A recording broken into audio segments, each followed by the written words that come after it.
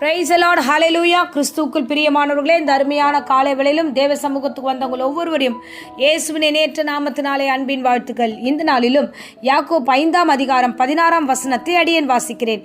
நீங்கள் சொஸ்தமடையும்படிக்கு உங்கள் குற்றங்களை ஒருவருக்கு ஒருவர் அறிக்கையிட்டு ஒருவருக்காக ஒருவர் ஜெபம் பண்ணுங்கள்.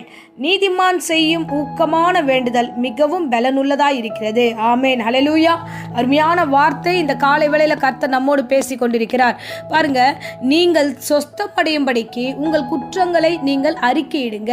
இது ஒரு ஆச்சரியமான வார்த்தை. என்னன்னா, தேவன் சொல்லுகிறார், உங்களுக்கு சுகம் வரணுமா, உங்கள் வியாதி நீங்கணுமா, உங்கள் பலவீனம் நீங்கணுமா, நீங்க என்ன பண்ணணும்னா நீங்க குற்றங்களை அறிக்கையிடுகிற பிள்ளைகளா இருக்க வேண்டும். ஹல்லேலூயா. இன்னும் தெளிவா நான் சில வார்த்தைகளை பேச விரும்புறேன். பாருங்க, நீங்க மற்றவங்களுக்காக ஜெபிக்கும் பொழுது அந்த ஜெபம் எல்லாம் கேட்கப்படும்.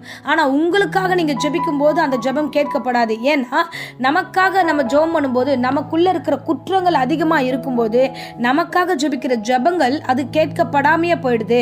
அதனால நிறைய நேரங்களில் அதை நம்ம கேர் பண்ண மாட்டோம். மற்றவங்களுக்காக ஜெபம் பண்ணும்போது அது என்னமோ ஜெபம் பண்ணா ஆண்டவர் கேட்கிறாருன்ற ஒரு விசுவாசத்துல ஓடிக்கிட்டு இருக்கோம். இல்ல, இன்னைக்கு தெளிவா வசனம் என்ன தெரியுமா சொல்லுது? காலை வேளையில கர்த்தர் கற்றுக் கொடுக்கிறார். நீங்கள் சொஸ்தம் அடையும்படிக்கு நீங்கள் உங்க வியாதியிலிருந்து விடுதலை ஆக வேண்டும் என்றால் உங்கள் குற்றங்களை ஒருவருக்கு ஒருவர் அறிக்கையிடுங்க. நீங்க என்ன தவறு செய்தீர்களோ, மற்றவர்களுக்கு விரோதமாக செய்தீர்களோ, ஒருவேளை மற்றவர்களுக்கு விரோதமாக பேசினீர்களோ, எந்த காரியத்தை நீங்க செய்தீர்களோ உங்கள் குற்றங்களை அறிக்கையிடுங்க. ஸோ இப்போ நான் யாருக்கோ தெரியாம ஒரு ரகசிய பாவம் செஞ்சிருக்கேன், அதை போய் நான் அறிக்கையிடுறேன், அது இல்லை, அதை பத்தி கடவுள் பேசலை. இப்போ என்ன பேசுறா தெரியுமா? மற்றவர்களுக்கு நீங்கள் ஒருவேளை குற்றமான காரியங்கள் செய்திருக்கலாம், விரோதமான காரியங்கள் செய்திருக்கலாம், உங்க வாழ்க்கையில எதையாவது பிரச்சனைகளை உங்கள் நிமித்தமா வந்திருக்கலாம். ஆகையால அந்த குடும்பங்களே இந்த வேளையில கலக்கத்தோட இருக்கலாம். அந்த காரியங்கள் நீங்கள் போய் அறிக்கையிட்டு, சாரி நான் தெரியாம பேசிட்டேன், நான் தெரியாம இந்த விஷயத்தை செஞ்சுட்டேன், என்னை மன்னிச்சிடுங்க அப்படின்னு உங்கள் பாவங்களை நீங்கள் அறிக்கையிடுங்க. நீங்கள் அறிக்கையிட்டு ஒருவருக்கு ஒருவருக்காக நீங்க மாற்றி மாற்றி ஜெபித்துக் கொள்ளுங்க. மற்றவர்களுக்காக நீங்க செய்யற அந்த ஜெபத்துல உண்மையாகவே தேவன் ஆசீர்வாதத்தை கட்டளிட வல்லவராயிருக்கிறார். நீதிமான் செய்யும் ஊக்கமான வேண்டுதல் மிகவும் பலனுள்ளதாய் அது மாறும் என்று வேதம் நமக்கு தெளிவுபடுத்துகிறது. நாம குற்றத்தோடு இருந்துகிட்டு, நாம பாவத்தோடு இருந்துகிட்டு நாம போய் மற்றவர்களுக்காக திறப்புல நின்று ஜெபிக்க முடியாது. அப்படிப்பட்ட ஜெபத்தை உண்மையாகவே இயேசு கிறிஸ்து அதை ஏற்றுக்கொள்ள மாட்டார். அதுக்குதான் இந்த வேளையில இவ்விதமாய் வசனத்து மூலமா நம்மோடு பேசுகிறார். நீங்க உங்க குற்றங்களை அறிக்கையிடுங்க. உங்க ஒரே வீட்டுக்குள்ளதான் இருக்கீங்க, ஒருத்தருக்கு ஒருத்தர் தவறுதலா பேசிக்கிறீங்க, ஒருத்தருக்கு ஒருத்தர் மணிவாக்குறீங்க. நீங்க போய் சாரி என்னாலதான் இந்த விஷயம் நடந்துச்சு, மன்னிச்சுக்கோ அப்படின்னு சொல்லிட்டு மன்னிப்பு கேட்டுட்டு நீங்கள் போய் ஜெபிக்கிற எல்லா ஜெபத்துக்கும் கர்த்தர் தாமே ஆசீர்வாதத்தை கட்டளையிட வல்லவராய் இருக்கிறார். ஆமென். நம்ம என்ன பண்றோம்? நம்மளை சூழ்ந்து இருக்கிற உங்களிடத்துல நம்ம பிரச்சனைகளா இருக்கிறோம், இல்ல குடும்பத்துல பிரச்சனையா இருந்தாலும், இல்ல மற்ற நெருக்கமானவங்களோட பிரச்சனையா இருந்தா அது பெரிய பொருட்டாவே எடுக்காம அதை அவங்கள நம்ம என்ன பண்ணாலும் ஒன்றும் இல்லை அப்படின்ட்டு நம்ம கடந்து போயிடுறோம். இல்ல, இன்னைக்கு ஆண்டவர் சில விஷயங்களை திருத்த வேண்டும் என்று விரும்புகிறார். உங்க வியாதி பலவீனம் உங்களை விட்டு போல, பயம் உங்களை விட்டு போல, சில பிரச்சனைகள் உங்கள் சரீரங்களை உபாதைகள் இருக்கீங்க. இதுக்கெல்லாம் காரணம் என்ன? முதல்ல உங்கள் குற்றங்களை நீங்கள் ஒருவருக்கு ஒருவர் அறிக்கையிடுங்க. ஓப்பன் ஸ்டேட்மெண்ட் இப்போது கேட்கிறார். நீங்க போய் யார் முனையாவது போய் நீங்க மன்னிப்பு கேட்கணும்னா போய் கேளுங்க. நான் இப்படி தப்பா பேசிட்டேன், நான் தப்பா நடந்துட்டேன்னு அறிக்கையிடுறதுல தப்பு கிடையாது. அறிக்கையிட்டு பாருங்க. எப்பேற்பட்ட வியாதியா இருந்தாலும் ஆண்டவராகிய கிறிஸ்து சொத்தமடைய செய்வார். ஏன்னா பாவம் உங்களை விட்டு போயிடுச்சுனாலே நீங்கள் நீதிமானாய் மாற்றப்படுகிறீர்கள். ஆமென், ஹல்லேலூயா. இயேசு கிறிஸ்துவை விசுவாசித்து நீங்கள் நீதிமான்களாய் வாழ கர்த்தர் உங்களுக்கு இந்த நாளை ஆண்டவர் தருணத்தை கொடுக்கிறார். ஆகையால நீங்கள் நீதிமானாய் மாறி நீங்கள் ஜெபிக்கிற ஜெபம் மிகவும் பலனுள்ளதாய் இருக்கும். மற்றவர்களுக்காகவும் சரி, உங்களுக்காகவும் சரி. ஆகையால நீங்கள் ஜெபிக்கிற பிள்ளைகளாய் நீங்கள் காணப்பட வேண்டும். ஆமென், ஹல்லேலூயா. யோபு குறித்து நம்ம வேதாகமத்துல வாசிக்கிறோம்.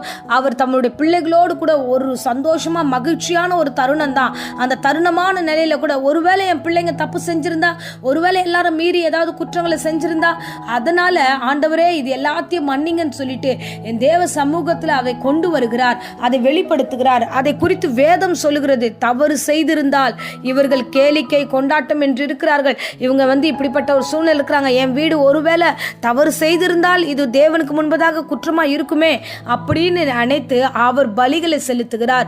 தேவ சமூகத்தில் அவர் தன்னை தாழ்த்துகிறார், தன் குடும்பத்தை அந்த இடத்துல தாழ்த்த வைக்கிறார். ஸோ இவ்விதமாய் தேவ பிள்ளைகளாகிய நமக்கு தெரியும் நம்ம வீட்டில் என்ன நடக்குது, நடக்குது, நமக்குள்ள என்ன நடக்குது, நம்ம எந்த இடத்துல தவறுகிறோம் அப்படின்றது தெரியும். அதை எல்லாவற்றையும் நாம் அறிக்கிடுகிற பிள்ளைகளாக இருக்க வேண்டும். அல்லேலூயா. தேவன் அதையே விரும்புகிறார். யோபுடைய நிலைமையில கடைசியில் நம்ம சில வார்த்தைகளை பார்க்கிறோம். தன் சிநேகிதர்களுக்காக, நண்பர்களுக்காக அவர் ஜெபிக்க ஆரம்பிக்கிறார். அந்த நீதிமானுடைய ஜெபத்தை கர்த்தர் கேட்டு அவன் சிறையிருப்பையும் மாற்றுகிறான். சகோதர சிறையிருப்பையும் கர்த்தர் மாற்றுகிறார். ஆமேன். அல்லேலூயா. அருமையானவர்களே, இந்த காலை வேளையில தேவன் உங்களோடு கூட பேசிக் கொண்டிருக்கிறார். ஆமேன். உங்கள் குற்றங்களை அறிக்கையிட்டு பாருங்க, மற்றவர்களுக்காக ஜெபித்து பாருங்க. உங்கள் ஜெபம் மிகவும் பலனுள்ளதாய் மாறும். பெரிய அற்புதங்களை கர்த்தர் உங்களை கொண்டு செய்ய போகிறார். உங்களை ஆசீர்வதிக்க விரும்புகிறார். ஆமேன். ஹல்லேலூயா. இப்பொழுதும் அடியேன் உங்களுக்காக ஜெபிக்கிறேன். அன்பு தெய்வமே, இந்த அருமையான தருணத்தில் ஆண்டவரே, ஜெபத்துக்கு காத்திருக்கிற ஒவ்வொரு பிள்ளைகளுக்காக ஒப்பு கொடுக்கிற ராஜா ஏசப்பா, அநேக நேரம் ஆண்டவரே அப்பா மற்றவர்களுக்காக ஜெபித்து ஜெயம் பெற்றவர்களுக்கு தங்களுக்கு தாங்களே ஜெபிக்கும் போது ஒரு ஜெயம் வராததை குறித்து அநேக பிள்ளைகள் குழப்பத்தோடு இருக்கிறதையும் அறிவீர் ஆண்டவரே. அப்பா, குற்றங்களோடு இருக்கும்போது எந்த ஜெபமும் ஏறெடுக்கப்படாது என்பதை இன்றைக்கு பேசினீர் ராஜா. அப்பா, உமக்கு ஸ்தோத்திரம். பாவங்களை மறைக்கிறவன் வாழ்வடைய மாட்டான் என்று வேதம் சொல்லுகிறது. அப்பா கர்த்தாவே, பாவத்தோடு நாங்கள் உம்மிடத்துல வரும்போது வாழ்வு எங்களுக்கு இல்லை என்பதையும் இன்னைக்கு காண்பித்தீர் ஆண்டவரே. எங்கள் பாவங்களை நாங்கள் அறிக்கையிட, என் பிள்ளைகள் தங்களுடைய பாவங்களை ஒருவருக்கு ஒருவர் அறிக்கையிட்டு ஆண்டவரே எல்லாவற்றிலிருந்து வெளிவர கர்த்தர் கிருபை தருவீராக.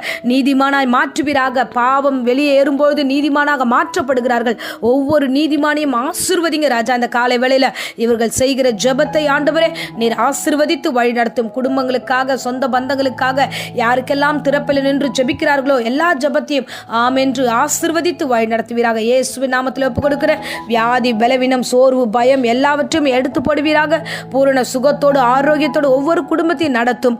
ஆசீர்வதியும். பிள்ளைகளுடைய குற்றங்களையும் அவருடைய மீறுதல்களையும் மன்னித்தீர் என்று விசுவாசித்து இந்த காலை வேளையில் ஆண்டவரே உம்முடைய சமூகத்தில் எல்லாவற்றையும் அர்ப்பணிக்கிறோம். யோபுவை ஆசீர்வதித்த தேவன் இந்த பிள்ளைகளையும் ஆசீர்வதித்து வழி நடத்தும். இயேசுவின் நேற்று நாமத்திலே ஜெபித்து ஆசீர்வதித்து ஒப்புக் கொடுக்கிறேன். ஜீவனுள்ள நல்ல பிதாவே. ஆமேன். ஆமேன். Praise the Lord. God bless you.